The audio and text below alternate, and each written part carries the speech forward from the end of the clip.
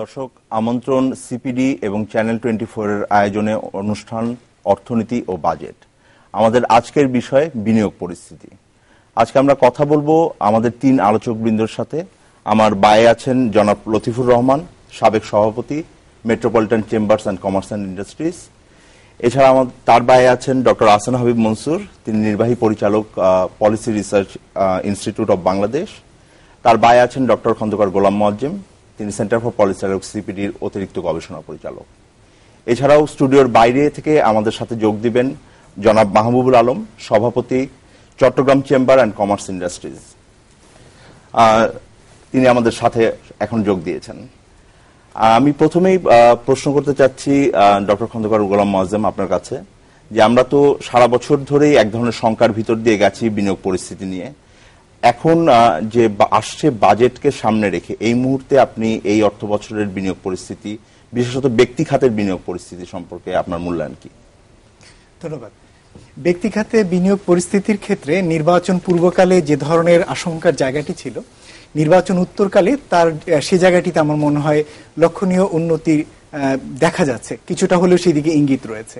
সামগ্রিকভাবে যদিও আমাদের কাছে যতটুকু তথ্যপাত্র রয়েছে ডিসেম্বর পর্যন্ত, সেখানে এখনো সার্বিকভাবে এখনো ঋণাত্মক প্রবৃদ্ধি দেখা যাচ্ছে। তবে অন্যান্য যে সমস্ত তথ্যপাত্র পাওয়া যায়, যেমন ক্যাপিটাল মেশিনারিজের আমদানি বা অন্যান্য মূলধনী যন্ত্রপাতি বা অন্যান্য জিনিসের আমদানি, সেখানে আমরা দেখতে পাচ্ছি যে সাম্প্রতিক মাসগুলোতে বেশ বড় রকমের একটি পরিবর্তন হয়েছে, যে কারণে ক্যাপিটাল মেশিনারির আমদানি জুলাই মার্চ এই সময়কালে আগের বছরের তুলনায় প্রায় 38% একটি প্রবৃদ্ধি রয়েছে। সম্ভবত এটি হতে পারে কোনো একটি বিশেষ খাতে হয়তো বিশেষভাবে এই ধরনের আমদানি হয়েছে ক্যাপিটাল মেশিনারি, সে কারণে হয়তো সামগ্রিকভাবে এই প্রবৃদ্ধিটি দেখা যাচ্ছে। তবে অন্যান্য খাতে এখনো সেভাবে বিনিয়োগ না হয়নি বলেই হয়তো আমি অনুমান করি। এই বিষয়ে আমার একটা ছোট্ট কমেন্ট আছে। এটা মূলত যেই বাংলাদেশ ব্যাংকের যেটা এনবিআর এর ডাটা থেকে এই বিষয়টি দেখা যাচ্ছে, প্রায় $730 মিলিয়ন ইম্পোর্ট হয়েছে মার্চ মাসে। কিন্তু বাংলাদেশ ব্যাংকের যেটা তথ্য, সেখানে যদি আপনি দেখেন তাহলে মাত্র 4% প্রবৃদ্ধি হয়েছে মার্চ মাসে। ফলে একটু আমার মনে হয় সেই বিষয়টি নিয়েও আমরা আলাপ করতে পারি। সেটা যে তথ্যপাত্রগত জায়গায় আমরা যে একই বেঞ্চমার্কে বিভিন্ন সূত্র থেকে পাই না, সেটি যে আমাদের ক্ষেত্রে আলোচনার ক্ষেত্রে বা যে কোনো বিশ্লেষণের ক্ষেত্রে সমস্যা করে, সেটি আমরা দেখতে পারি। কিন্তু তারপরেও আমি বলবো যে সাম্প্রতিক মাসগুলোতে কিছুটা উন্নতি চোখে পড়ছে। দীর্ঘমেয়াদী বিনিয়োগের ক্ষেত্রে হয়তো এখনো বড়ভাবে না, কিন্তু আমি যদি উৎপাদনশীল খাতগুলোতে আমদানি লক্ষ্য করি, বিশেষত কাঁচামাল আমদানি বা মধ্যবর্তী পণ্য আমদানি, সে জায়গায় কিন্তু সাম্প্রতিক মাসগুলোতে কিছুটা উন্নতি দেখা যাচ্ছে। এবং নির্বাচন উত্তরকালে বিশেষ করে বিভিন্ন ক্ষেত্রের যে উৎপাদন, সেখানে দেখবেন যে তৈরি পোশাক খাত বা ম্যানুফ্যাকচারিং খাত যেগুলো রয়েছে এবং ফুড প্রসেসিং ইন্ডাস্ট্রি এবং অন্যান্য কিছু খাতে আমরা দেখতে পাচ্ছি যে কিছুটা হলেও ধীরে ধীরে কিছুটা উন্নতি দেখা যাচ্ছে সেখানে। এবং তার একটি রিফ্লেকশন আমরা দেখছি যে আমদানিজাত পণ্যের ভিতরেও এই ধরনের সংশ্লিষ্ট পণ্যের আমদানি আমরা দেখছি। তবে এটি ঠিক যে এখনো উৎপাদন কাঠামোতে যে জায়গাগুলোতে উন্নতি দেখা যাচ্ছে, সেটি এখনো কিছু নির্দিষ্ট খাত ভিত্তিক, ব্যাপক ভিত্তিক এখনো না। এবং এখনো এই উৎপাদনের যে পরিবর্তনটি দেখছি, সেটি এখনো রপ্তানি খাত নির্ভর, বিশেষত তৈরি পোশাক খাত নির্ভর। যদি অন্যান্য তৈরি পোশাক বাদে অন্যান্য খাতগুলোর অবস্থা এখনো অতটা ভালো না, সেটিও এখানে গুরুত্বপূর্ণ বিষয়। তবে সামগ্রিকভাবে যেটি বলা যেতে পারে সেটি হলো উৎপাদন পরিস্থিতিতে এবং বিনিয়োগ পরিস্থিতিতে যে ধরনের একটি রোবাস্টনেস আমরা আশা করি, সেটি কিন্তু এখনো আমরা পাইনি। এই পর্যায়ে আমি ডক্টর আহসান হাবিব মনসুরকে জিজ্ঞেস করতে যাব যে হয়তো কিছুটা উন্নতি দেখা যাচ্ছে বিশেষত ইলেকশনের পরে। সম্প্রতি বিশ্বব্যাংকের একটি জরিপ হয়েছে, সেই জরিপে আপনি জানেন যে ব্যবসা পরিচালনার ক্ষেত্রে প্রতিবন্ধকতায় সবচেয়ে এগিয়ে ছিল হলো রাজনৈতিক অস্থিতিশীলতা, প্রায় 37% মনে করেন যে সেটা। তারপরে বিদ্যুৎ সমস্যা, অর্থায়নের সুযোগ, দুর্নীতি, এ ধরনের বিষয়গুলো এসেছে। আপনি তো ষষ্ঠ পঞ্চবার্ষিক পরিকল্পনার সাথেও যুক্ত ছিলেন। সেখানে আমরা অনেক অ্যাম্বিশিয়াস টার্গেট রেখেছিলাম, প্রাইভেট সেক্টর ইনভেস্টমেন্ট আমরা প্রায় 29% নিয়ে যাব জিডিপির। আপনি কি ধরনের প্রতিবন্ধকতা দেখছেন এখন? আমি একটা কথা বলি প্রথমেই, অবশ্যই বিশ্বব্যাংকের যে জরিপটা এসেছে এটা অন্যান্য জরিপের সাথে পুরোপুরিভাবে সঙ্গতিপূর্ণ। শুধু যেটা লক্ষণীয় সেটা হচ্ছে যে রাজনৈতিক অস্থিতিশীলতা এখন 1 নম্বরে চলে এসছে। কারণ সঙ্গত কারণেই আমরা দেখছি যে গত এক বছর কিভাবে রাজনৈতিক সংঘাত আমাদেরকে পিছিয়ে দিয়েছে। কাজে সঙ্গত কারণে এটা 1 নম্বরে এসে, সেটা নিয়ে কোনো দ্বিমতের কিছু নাই। আর সাথে আমাদের অবকাঠামোগত সমস্যা, বিদ্যুৎ সমস্যা, এগুলো আগেও ছিল, এখনো আছে, সেগুলো সুস্পষ্টভাবে ফুটে উঠেছে। এখানে আমি এটা নিয়ে কোনো দ্বিমত করার কিছু নাই। যে তথ্যগুলো এখানে উঠে এসেছে, এটা আমি মনে করি আমাদের বিনিয়োগকারীদের প্রকৃত সমস্যাগুলো এখানে প্রতিফলিত হয়েছে। আমি একটু মুয়াজ্জেমের একটু নিয়ে একটু আলাপ করি যে ক্যাপিটাল মেশিনারি গ্রোথ যখন খুব বেশি বেড়ে যায়, এটাকে কিন্তু আমরা বিভিন্ন অ্যাঙ্গেল থেকে দেখি। 1 নম্বর হচ্ছে ক্যাপিটাল মেশিনারিজের উপর আমাদের সবচেয়ে কম ডিউটি। ফলে যেটা হয়, যখন ক্যাপিটাল ফ্লাইট হয় বা আমি অন্যভাবে ওভার ইনভয়েস আন্ডার ইনভয়েস করতে চাই, আমি ক্যাপিটাল মেশিনারিকে আমি ওভার ইনভয়েস করব এবং হাই ডিউটি আইটেমকে আন্ডার ইনভয়েস করব। ফলে আমি এটাকে কিন্তু সাদা চোখে দেখব না। আমি মনে করি যে হঠাৎ করে বেড়ে যাওয়া, ফলে এটা অনেক সময় দেখার ব্যাপার আছে, একটা অনাস্থার ব্যাপারও আছে এখানে। আমি দেখাতে পারি যে আমি বড় রকমের ক্যাপিটাল মেশিনারি আনলাম, কিন্তু আমি হয়তো বড় রকমের টাকা সরিয়ে ফেললাম। এটা খুবই হয়ে থাকে আমাদের মতো দেশে, বাংলাদেশে অতীতে হয়েছে, এবারও হবে না, এটা মনে করার কোনো কারণ নাই। তবে এটাও সত্যি কথা যে আমরা যে নিম্ন স্তরে চলে গিয়েছিলাম ডিসেম্বর মাস, অক্টোবর, সেপ্টেম্বরে, তার থেকে তো নিচে নামবো না, অবশ্যই এখন তার থেকে একটু ভালো হবে। আমি যেটা আমরা বৃদ্ধিটা দেখছি, এটা হচ্ছে পূর্ব অবস্থায় ফিরে আসার একটা প্রচেষ্টা।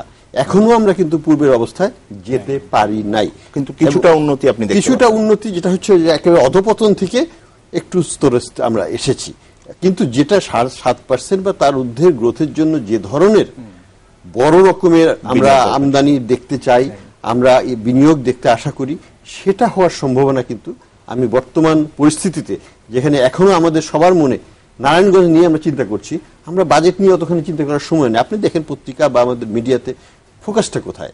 অর্থনীতি না, ফোকাস হচ্ছে গভর্নেন্স। আচ্ছা, এই পর্যায়ে কিভাবে বিনিয়োগ আশা করি? লতিফুর রহমানকে বলছি যে হয়তো মিডিয়া, সাধারণ মানুষ অনেক বেশি নারায়ণগঞ্জের মতো বিষয়গুলো নিয়ে ভাবছে, কিন্তু উদ্যোক্তা হিসেবে আপনি কেমন ভাবে দেখছেন যে সামনের যে অর্থ বছর আসতে যাচ্ছে, এখনকার পরিস্থিতিতে দাঁড়িয়ে আপনি বিনিয়োগ পরিস্থিতি কেমন দেখেন সামনে?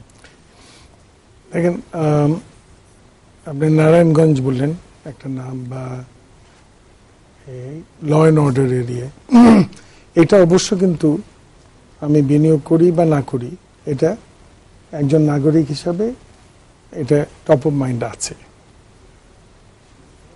সো এটা যে কোনো ইম্প্যাক্ট নেই, এটা অবশ্যই একটা ইম্প্যাক্ট আছে, যেটা উনি বললেন। তা সত্ত্বেও আবার বলে যে ব্যবসার ইম্পারেটিভ। তো ধরেন এখন আমাদের ইনভেস্টমেন্ট, আমি আমাদের কিছু ইন্ডাস্ট্রিজের কথা বলছি, আর আমার নিজের যে ইনভেস্টমেন্টসগুলো কিন্তু খুব লার্জলি ডোমেস্টিক কনজাম্পশন ওরিয়েন্টেড, দেশের মানুষের জন্য ডোমেস্টিক কনজাম্পশন ওরিয়েন্টেড। ফার্মাসিউটিক্যালস আছে, সফট ড্রিঙ্কস আছে, ইলেকট্রিক্যাল লাইটিং আছে, ইত্যাদি, ইলেকট্রনিক্স। এক্সপোর্ট আমাদের ফার্মাসিউটিক্যাল একটা part, but it's not an export oriented. এখন এখানে আমরা দেখছি যেটা বললেন, গত বছর এই সমস্যা থাকাতে গ্রোথ কিন্তু কনজাম্পশনে তাও ছিল, না হলে ওই যে 5%, 5.5%, 6% হতো না। কিন্তু আমাদের গ্রোথটা আমরা যেটা আরো করতে পারতাম, আমরা ধরেন 15, 20, 25% we lost due to the political turmoil. এখন কি সেই পরিস্থিতি থেকে একটা উত্তর, ওটা থেকে একটা ইমপ্রুভমেন্ট এসছে। বাট আমি বলছি ওই সময়টারও কথা, আমি একজন বিনিয়োগকারী হিসাবে, তো ওটা যখন ছিল, আমার তো ইন্ডাস্ট্রি প্ল্যানিং তো আজকের থেকে একদিন, আজকে সকালে উঠে আমি আগামীকালেরটা বলতে পারি না, একটু প্ল্যান হেড করতে হয়। ওই সময়ও কিন্তু আমাদের গ্রুপের এক্সপ্যানশন প্ল্যান যেটা ছিল, ওটা কিন্তু ওয়াজ বিং অনগোয়িং। তার মানে আমি ওই সময়ও এলসি খুলেছি ফর ক্যাপিটাল মেশিনে, যেটা এখন এসে পৌঁছাচ্ছে। আচ্ছা, এটা কেন? কারণ আমি দেখতে পাচ্ছিলাম কি, আমরা দেখতে পাচ্ছি যে আমাদের কনজাম্পশন ওয়াজ রাইজিং, আমার সেল বাড়ছে, এবং এই ইনভেস্টমেন্টগুলো আমি যদি আমরা না করি, এই মার্কেট শেয়ারটা আমি হারিয়ে দেব, অন্য কেউ আসবে।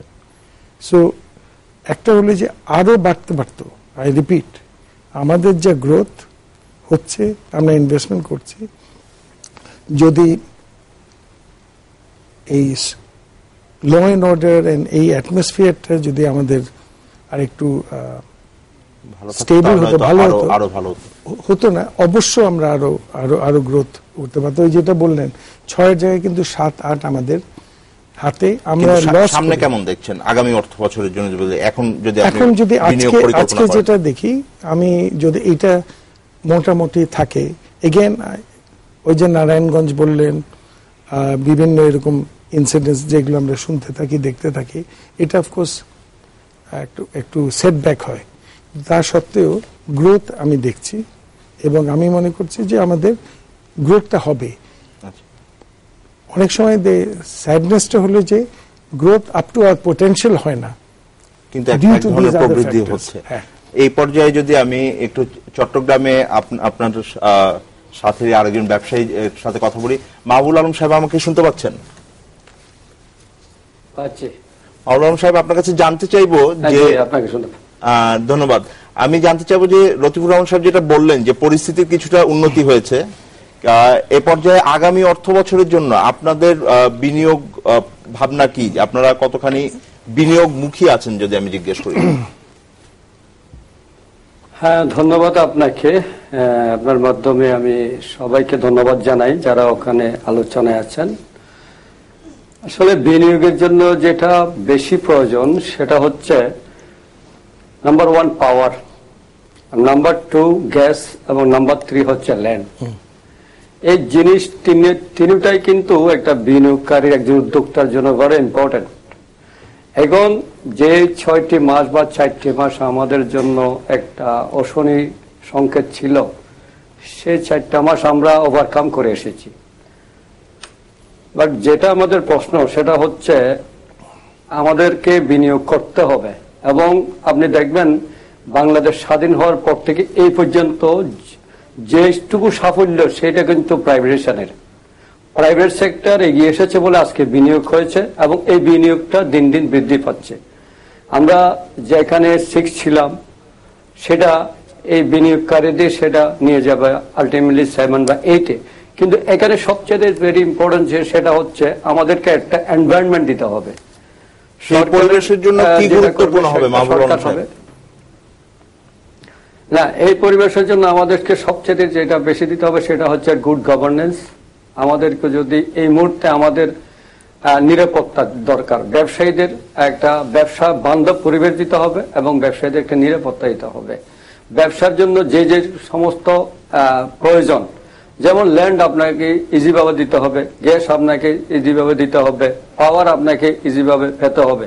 পাওয়ার উন্নতি হয়েছে, আমরা যেটা সরকারের পক্ষ থেকে তো আমরা শুনছি যে উন্নতি হয়েছে। পাওয়ার অবশ্যই, আমি আপনাকে বলি, পাওয়ার অবশ্যই আমরা আগের চাইতে অনেক ভালো, কিন্তু এখনো দেখা যাচ্ছে 4-5 ঘন্টা আপনার লোডশেডিং হচ্ছে।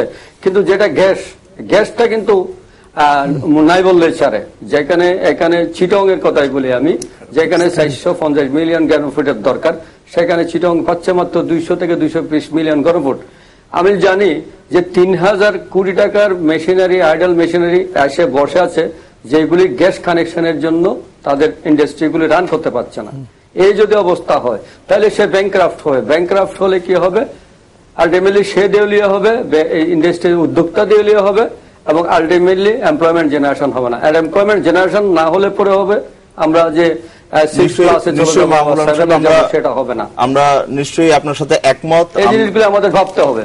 হ্যাঁ, আমরা আবার ফিরে আসবো আপনার কাছে, জানতে চাইবো আগামী বাজেটে আপনার কি ভূমিকা আশা আছে। দর্শক, আমরা এখন একটা বিরতিতে যাচ্ছি, বিরতির পর আবার ফেরত আসবো, কথা বলবো বিনিয়োগ খাত নিয়ে। আমাদের সাথেই থাকবেন।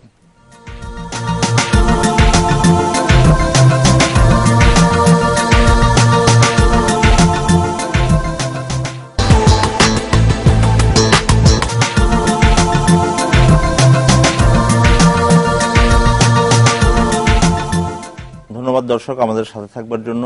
আমরা বিরতির আগে কথা বলছিলাম ব্যক্তি খাতের বিনিয়োগ নিয়ে এবং স্বভাবতই উঠে এসেছে যে সরকারি বিনিয়োগ এবং অবকাঠামোগত সুযোগ সুবিধাগুলো ব্যক্তি খাতের বিনিয়োগের জন্য কতটা গুরুত্বপূর্ণ। আমি প্রশ্ন রাখছি ডক্টর খন্দকার গোলাম মোয়াজ্জেম আপনার কাছে, যে এখন তো 80,000 কোটি টাকার প্রায় একটা এডিপি আজকে কিছুক্ষণ আগেই আগামী বছরের জন্য অ্যাপ্রুভ হলো, আপনি কি মনে করেন যে ধরনের এডিপি আসছে সেই ধরনের এডিপি কতখানি বাস্তবসম্মত হবে আগামী অর্থ বছরের জন্য? ধন্যবাদ। বর্তমান অর্থ বছরে প্রায় 65,000 কোটি টাকার একটি এডিপি ঘোষিত হয়েছিল এবং সেটি দেখা যাচ্ছে যে সংশোধন করে 60,000 কোটি টাকা এবার বাস্তবায়ন হতে যাচ্ছে। এখন তার উপরে যেটি হচ্ছে যে 80,000 কোটি টাকার একটি এডিপি বাস্তবায়নের টার্গেট সেট করা হয়েছে। বর্তমান অর্থ বছর প্রায় 1200 প্রজেক্ট ছিল এখানে। নতুন অর্থ বছরের জন্য যে প্রজেক্ট সংখ্যা আজকেই দেখতে পেলাম ওয়েবসাইটে প্রায় 1990টির মতো। তো এটি একটি বিশাল বড় একটি বিষয় যে প্রজেক্ট সংখ্যা অনেক বেড়েছে এখানে। সুতরাং এমনি আমরা দেখতে পাচ্ছি যে বর্তমান অর্থ বছরে বাস্তবায়ন পরিস্থিতি যথেষ্ট ভালো না, উৎসাহব্যঞ্জক না। তুলনামূলকভাবে আগের বছরের তুলনায় 43% হয়েছে, যেখানে আগের বছর একই সময়কালে 49% ছিল। সেখানে কিন্তু আমরা পারিনি করতে। উপরন্তু গুরুত্বপূর্ণ হলো ব্যক্তি খাতের বিনিয়োগকে উৎসাহিত করতে পারে যে সমস্ত সরকারি খাতের বিনিয়োগ, এর কিন্তু বেশ কিছু খাতে আমরা দেখতে পাচ্ছি যে গড়পড়তা যে বিনিয়োগ অর্জন হয়েছে তার তুলনায় কিন্তু কম এখানে হয়েছে। যেমন গ্যাস সেক্টরে, বিদ্যুৎ খাতে আমরা কিন্তু একই পরিস্থিতি দেখেছি হলো ব্রিজেস ডিভিশন, সেতু বিভাগে। এর প্রত্যেকটির সাথে কিন্তু ব্যক্তি খাতের সরাসরি সম্পর্ক রয়েছে। অবশ্য এটিও ঠিক কোনো কোনো ক্ষেত্রে আমরা কিছুটা ভালো অবস্থার ভিতরে আমরা দেখেছি। স্থানীয় সরকার প্রশাসনের যেগুলো সরাসরি হয়তো এমপ্লয়মেন্ট জেনারেট করে সেই জায়গায় হয়তো কিছুটা ভালো। এডুকেশন সেক্টরে হয়তো লং টার্ম কিছু বিনিয়োগ হলে সেটি ভালো, সেই জায়গায় কিন্তু আমরা কিছুটা ভালো পরিস্থিতি দেখেছি। এরকম একটি প্রেক্ষাপট থেকে যখন নতুন অর্থ বছরে 80,000 কোটি টাকার বাজেট দিচ্ছে, তখন সভাপতি সকলের প্রত্যাশা থাকে যে এই বাজেটটির ভিতরে ব্যক্তি খাতকে উৎসাহিত করবার মতো বিনিয়োগের জায়গাটুকু কোথায় কোথায় রয়েছে। আসার কথা হলো যতটুকু আমরা জানতে পারছি যে যোগাযোগ খাতকে সবচেয়ে বেশি গুরুত্ব দেওয়া হয়েছে এখানে এবং প্রায় 22% পরিমাণ বরাদ্দ রয়েছে, বড় অংশই তো, এবং এর একটা বড় অংশ পদ্মা সেতুর জন্য হলেও আমরা জানি যে এর সাথে ঢাকা চট্টগ্রাম 4 লেন রয়েছে এখানে এবং অন্যান্য যোগাযোগ খাতের প্রকল্প এখানে রয়েছে। যেটি আমরা প্রত্যাশা করেছিলাম কিন্তু আমরা দেখতে পাচ্ছি না, সেটি হলো গ্যাস বা জ্বালানি খাতের জন্য যে বরাদ্দ সেটি কিন্তু তুলনামূলকভাবে বেশ কম। হয়তো এটি হতে পারে যে বেসরকারি খাতের বিনিয়োগের মাধ্যমে সেটি করা হবে, কিন্তু সেক্ষেত্রেও প্রশ্ন হলো যে কত দ্রুত আসলে গ্যাস খাতের জন্য নতুন টেন্ডার সেগুলোকে ছেড়ে দেওয়া হবে, সেটি কিন্তু গুরুত্বপূর্ণ। মানে প্রকল্প বাস্তবায়নের ধীরগতি একটা, আমি বলবো যে বেশ কয়েক বছর ধরেই আমরা দেখছি, এটা প্রায় 10-20 বছর ধরে আমরা এডিপিতে দেখছি। ডক্টর আহসান হাবীব হোসেন, আপনার কাছে প্রশ্ন করব যে সেটার দুটো দিক আমি দেখতে পাই, যে একটা হলো যে যত প্রকল্প ধীর গতিতে বাস্তবায়ন হয় তত হলো ব্যক্তি খাতে বিনিয়োগকে একটা অপেক্ষার মধ্যে রাখতে হয়। দ্বিতীয়ত হলো যে এর কস্টটাও অনেক বেড়ে যায়, ফলে সেই ব্যয়টাকে আবার বহন করতে হয় জনগণকে। তৃতীয় যে বিষয়টি দেখতে পাচ্ছি আমরা এখন নতুন করে, সেটা হলো যে অনেক বেশি আমরা দেশীয় সম্পদ ব্যবহার করে উন্নয়ন কাজ করছি। এটাকে কেমন ভাবে দেখছেন যে বিদেশি খাতের যে বরাদ্দ দেওয়া থাকে এটা ব্যবহার কম হয় তুলনায় দেশীয় খাতে? প্রকল্প বাস্তবায়ন, সত্যি কথা বলতে যদি আমরা টাকার অঙ্কে দেখি বা পার্সেন্টেজ চেঞ্জে দেখি, এটা কিন্তু ভালোভাবে বৃদ্ধি হয়েছে গত 5 বছরে। এটা নিয়ে দ্বিমত করার কোনো কিছু নাই। যেটা নিয়ে আমরা প্রশ্ন করতে পারি সেটা হচ্ছে যে টাকাগুলো সদ্ব্যবহার হয়েছে কিনা। কারণ সত্যি কথা বলতে 4% কাছাকাছি ছিল এডিপি, সেটা এখন 7% চলে আসছে। এটা একটা বিরাট বৃদ্ধি হয়েছে, আর বৃদ্ধি হয়তো প্রয়োজন নাই। মানে রিলেটিভ টু জিডিপি আমরা কিন্তু একটা ভালো লেভেলে চলে এসেছি। এখন যেটা হচ্ছে এই টাকার সদ্ব্যবহার, আমরা কি আসলেই 100 টাকা খরচ করলে যদি 50 টাকা পাই এডিপি, আসল বাস্তবায়ন হয় 50 টাকা, তাহলে এই টাকা আমরা এটা কিভাবে নিশ্চিত করা যাবে? আরো এটা কিন্তু সর্বস্বীকৃত যে 100 টাকা খরচ করলে 50 টাকা বিভিন্ন পকেটেই চলে যায়, বিশেষ করে সরকারি খাতের যখন ব্যবহারের রাস্তা ছোট ছোট প্রকল্পে। এটা যদি আমি নিশ্চিত করতে চাই যে 100 টাকাই এই ব্যয় হলো এবং 100 টাকাই আমরা পেলাম, এটা আমাদের বর্তমান গভর্নেন্স স্ট্রাকচারে হবে না। আমি লেটস বি অনেস্ট, হবে না। এখন কথা হলো যে সংখ্যার বিষয় কোথায়? সংখ্যার বিষয় হচ্ছে নাম্বার অফ প্রজেক্ট। কেন এত বেশি প্রজেক্ট নেওয়ার দরকার?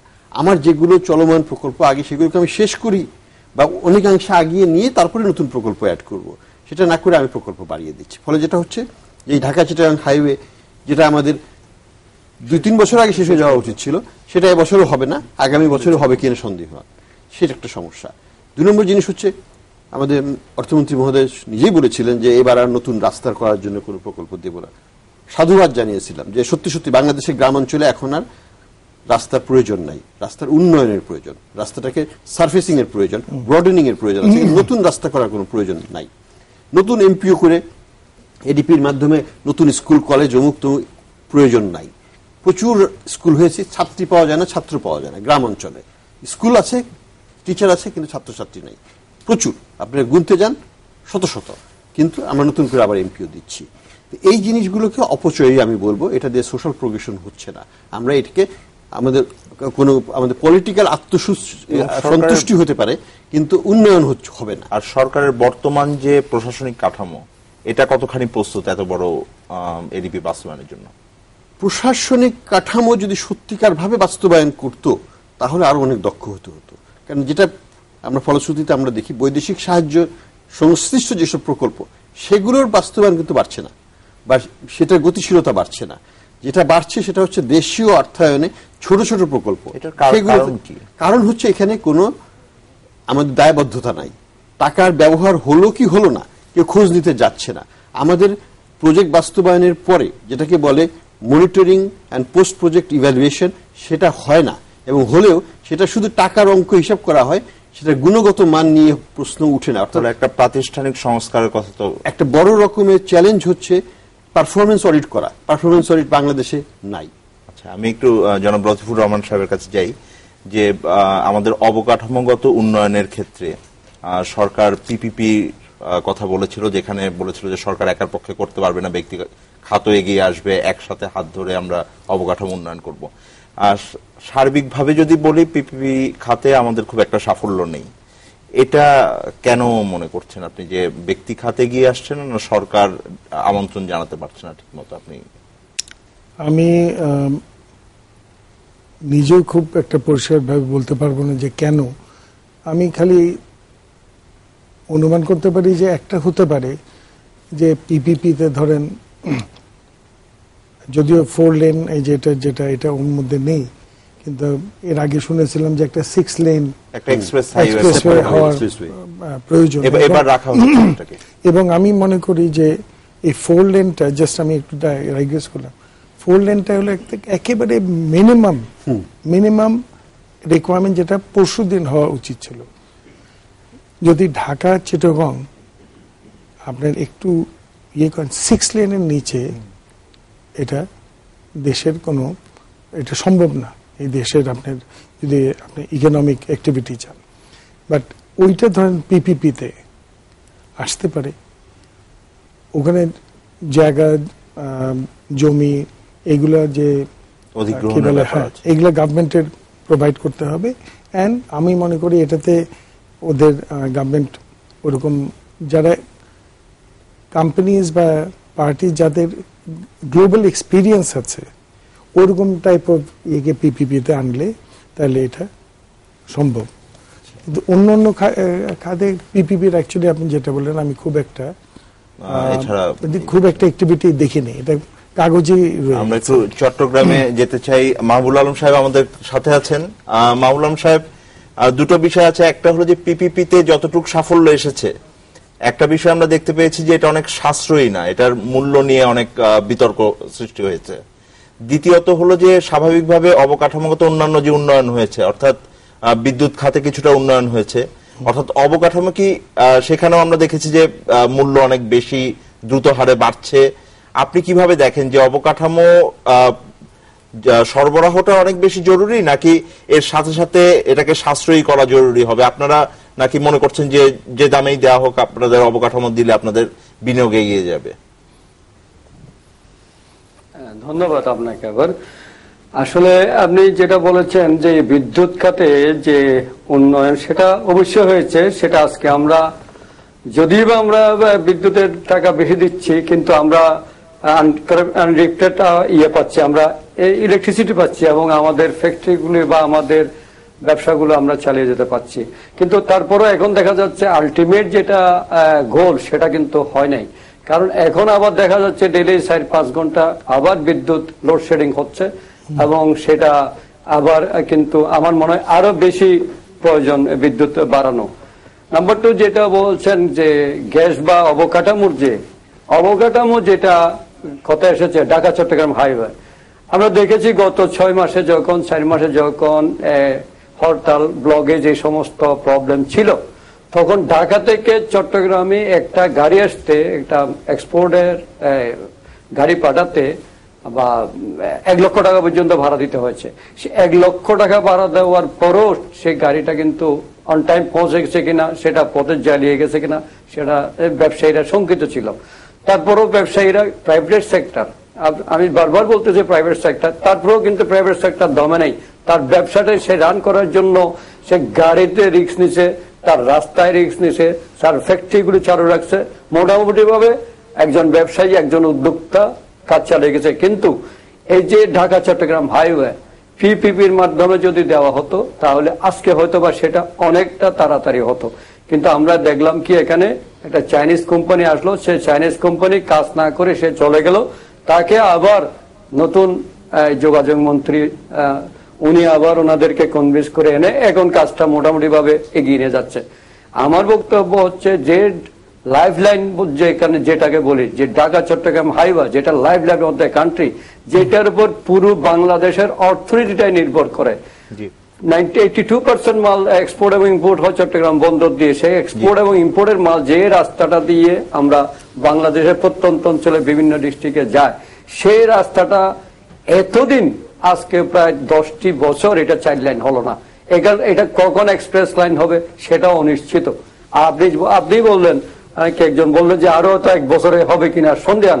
এই যদি অবস্থা হয়, তাহলে আমাদের অবকাঠামো কিভাবে ডেভেলপ হবে? এবং অবকাঠামো যদি ডেভেলপ না হয়, কানেক্টিভিটি যদি না হয়, তাহলে আমার ইন্ডাস্ট্রি কিভাবে হবে? আমার উদ্যোক্তা কিভাবে, দেশীয় উদ্যোক্তারা কিভাবে ইনভেস্ট করবে, বা বিদেশি ইনভেস্টাররা আসার তো প্রশ্নই আসে না।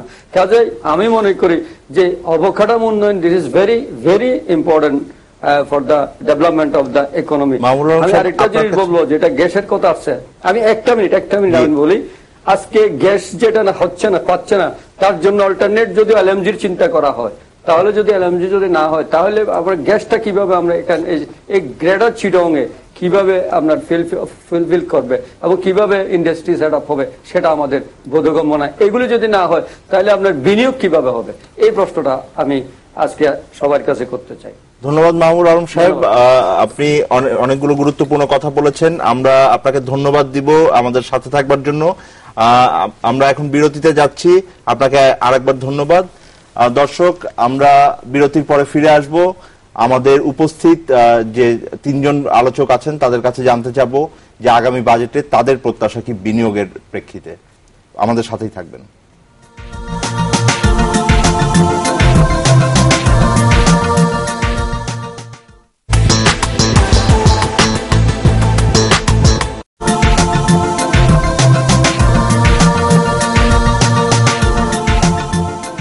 ধন্যবাদ দর্শক, আমাদের সাথে থাকবার জন্য। আমরা কথা বলছিলাম বিনিয়োগ পরিস্থিতি এবং আসছে বাজেটে বিনিয়োগ পরিস্থিতি উন্নয়নের ক্ষেত্রে কি পদক্ষেপ থাকবে তা নিয়ে।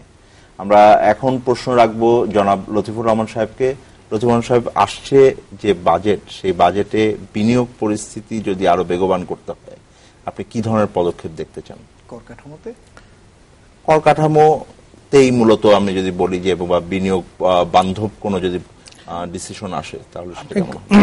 করের ব্যাপারে হলো কি, পার্টিকুলারলি ইন্ডাস্ট্রিয়াল ইনভেস্টমেন্ট, শিল্পতে ইন্ডাস্ট্রিয়াল ইনভেস্টমেন্ট হলো কি আজকে ঠিক ট্রেডিং এর মতন না। ট্রেডিং এর একরকম, ইন্ডাস্ট্রিয়াল ইনভেস্টমেন্ট হলো যে আমার আজকে ইনভেস্ট করা হয়, এটা একটু লং টার্ম চিন্তা ভাবনা করে যে রিটার্ন, ওখানে যেটি পলিসি হোক, যে রেটই হোক, আমার কাছে লাগে যে একটা একটু লং টার্ম প্রেডিক্টেবল হওয়া উচিত।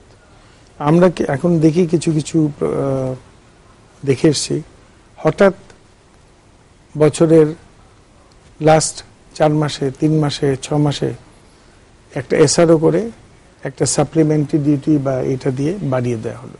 তাতে হলো কি যে ইনভেস্টর বা ইনভেস্টমেন্ট করেছে তার পুরো প্রেডিক্টেবিলিটিটাকে আপনার নড়িয়ে দিচ্ছেন। আমি যদি শুধু ইম্পোর্টের কাজটা করি, ওই সাপ্লিমেন্টারি ডিউটি দেন, আই ক্যান হ্যান্ডেল ইট, আমার নেক্সট কনসাইনমেন্টে আমি এটা দামটা হতে পারে বাড়িয়ে দেব। আমি কমোডিটি আনছি, আমি বাড়িয়ে দিতে পারি। কিন্তু একটা ফ্যাক্টরি, একটা ইন্ডাস্ট্রিয়াল ইনভেস্টমেন্ট, ওখানে কিন্তু দের ইজ আ স্লাইটলি মোর, মানে একটু লঙ্গার টার্ম। তো ব্রডলি আছে, একেবারে যে নেই তা না। আমি মনে করি যে ওই পার্টটা আরেকটু নজর রাখা উচিত। এবং কর্পোরেট ট্যাক্স আরেকটু যদি কমানোর চিন্তা করতে পারেন, এটা আমি মনে করি যে কর্পোরেট সেক্টর যেটা, এটাকে আরেকটু শক্তিশালী হতো।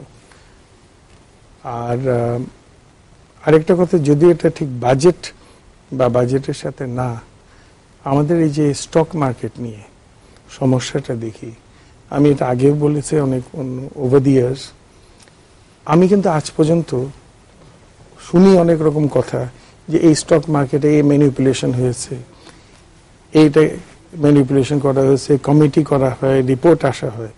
আমি কিন্তু আজ পর্যন্ত একটা অ্যাকশন দেখিনি যে সোকল আমার নাম আসলো কি 10 জনের আসলো, কোনো অ্যাকশন না, এটা ফাইলে চলে যায়। তো এইটা যখন থাকে সুশাসনের একটা বিষয়, এক্স্যাক্টলি, তখন হলো কি যে ছোট যেটা আমরা বলি নর্মাল ইনভেস্টর, তার কিন্তু আস্থা থাকে না। আমরা ম্যানিপুলেশন পৃথিবীর সব জায়গায় আছে। আমেরিকাতে আছে ওই যে একটা বার্নি মেডফ, কত $30 বিলিয়ন করলো, সে এখন জেলে বসে আছে। ইন্ডিয়াতে কি হর্ষদ মেহতা নাকি ছিল, জেলে ছিল। আমাদের এখানে কিন্তু এটা নেই। আমি এটা ইচ্ছে করে আমি খুব বলছি যে অর্থনীতি যদি আপনি লং টার্ম করেন, তাহলে অবশ্যই রুল অফ ল, গভর্নেন্সের it must be seen to be done. আচ্ছা, আমি ডক্টর মোয়াজ্জেম আপনার কাছে জানতে চাবো যে ব্যবসায়ীদের একটা দাবি আছে যে সবসময় থাকে কর হ্রাসের ব্যাপারে, কিন্তু এখন আমাদের যে আর্থিক কাঠামো আছে সেটা থেকে তো মনে হচ্ছে যে কর আহরণ একটু কষ্টকর হবে। সেই দিকটা বিবেচনা করেও যদি আপনি বলেন যে সামনে কর নীতি কেমন হওয়া উচিত বিনিয়োগের জন্য। আগামী অর্থ বছরে যেহেতু একটা বড় রকমের প্রত্যাশা হলো বিনিয়োগকে ত্বরান্বিত করা, উৎসাহিত করা, সেদিক থেকে কর কাঠামোতে কয়েকটি বিষয় গুরুত্ব দেওয়া যেতে পারে। একটি, আমরা যেমন সিপিডি থেকে যে প্রস্তাবনা দিয়েছিলাম সেখানে আমরা বলেছিলাম যে ক্ষুদ্র উদ্যোক্তা যারা রয়েছে, ক্ষুদ্র এবং কুটির শিল্পে যে সমস্ত উদ্যোক্তা রয়েছেন, যাদের ট্যাক্স এক্সেমশন লিমিট এই মুহূর্তে 80 লক্ষ টাকা আছে, সেটিকে যদি বাড়িয়ে 1 কোটি টাকা পর্যন্ত করে দেওয়া যায়, তাহলে হয়তো সেই সুবিধাটি নিয়ে তারা হয়তো বিনিয়োগ বৃদ্ধি করবেন, এটা প্রত্যাশা করা যায়। এটা একটি দিক। দ্বিতীয়ত হলো যে কর্পোরেট ট্যাক্স নিয়ে যে প্রত্যাশাটা, এটি ঠিক যে ব্যবসায়ীদের দিক থেকে এই দাবিটি বেশ কিছুদিন থেকে আছে।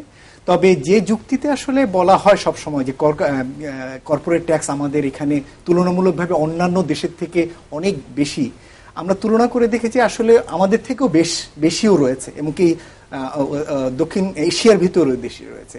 ফলে সেদিক থেকে প্রায় 40% মতো কর্পোরেট ট্যাক্স সেটা রয়েছে। তবে এটি ঠিক যে যেহেতু বিনিয়োগের ক্ষেত্রে একটি বিষয় রয়েছে, সেজন্য হয়তো বিনিয়োগকারীরা তাদের দৃষ্টি থেকে এই বিষয়টি তুলেছেন। তবে কর হার হ্রাস করার কারণে বিনিয়োগে কতটুকু ত্বরান্বিত ভাব রয়ে আসবে কর্পোরেট কর হার, সেটি একটি দেখবার বিষয়। বিশেষত যখন আমাদের দেশের বেশিরভাগ বিনিয়োগ হয়ে থাকে মূলত ব্যাংকিং ঋণ নির্ভর, সেই জায়গায় এটির ইম্প্যাক্ট কতটুকু আসবে সেটি একটি দেখবার বিষয় রয়েছে, সেটি একটি।